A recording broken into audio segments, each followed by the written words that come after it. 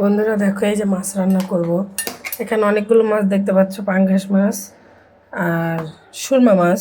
তো সুরমা মাছ আমি খাবো, মেয়ে পাঙ্গাস মাছ দিয়ে ভাত খাবে। ও পাঙ্গাস মাছ ছাড়া খেতে পারে না।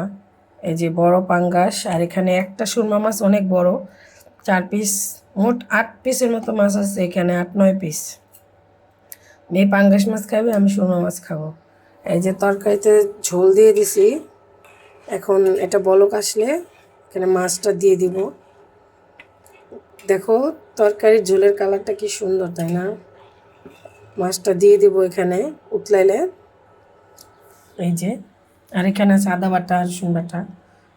এই মাছগুলো রান্না হবে আজকে আমার জন্য আর আমার মেয়ের জন্য। এই দেখো মাছ, পাঙ্গাস মাছের পিসগুলো দেখছো কত বড় বড়।